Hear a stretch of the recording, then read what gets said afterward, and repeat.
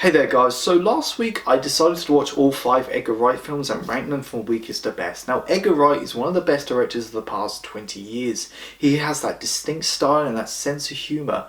He's worked on many different types of genres, but they still feel like Edgar Wright films that made it his own property.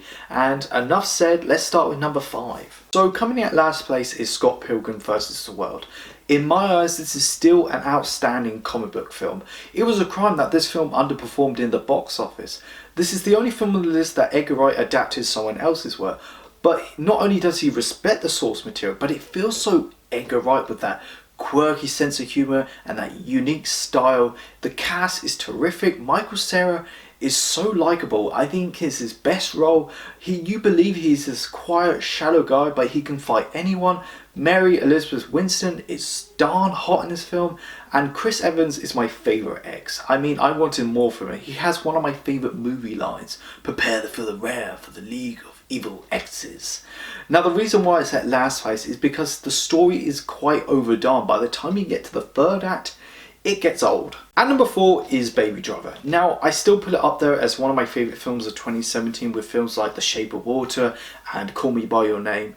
Now, on paper, it sounds like a generic heist movie with a quirky lead character, but once you watch the movie, it's so much more. Out of all the directors to date, Edgar Wright understands the importance of music. It's his best stylized and edited film to date. Everything from the coffee runs to the car chases. It has some great leads like Ansel Elgort and Lily James.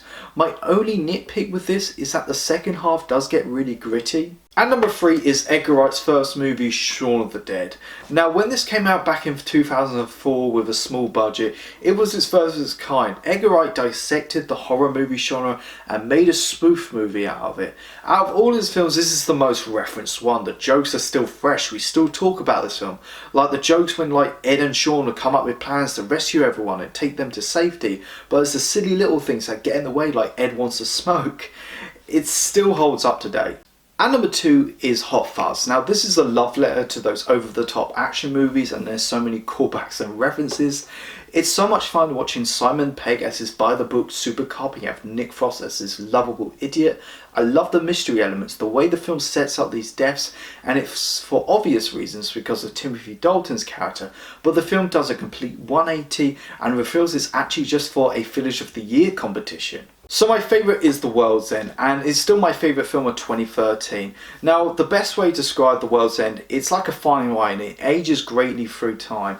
I remember this came out, and I was one of those people that thought The World's End wasn't on the same level compared to like Hot Fuzz or Shaun of the Dead. But 7 years later, not only do I put this over Edgar Wright's other films, but it's a film I would watch at least once a year. I mean, there's so much I can relate. I mean, last year I had a reunion with some friends from college after like 6 years, reliving those glory days.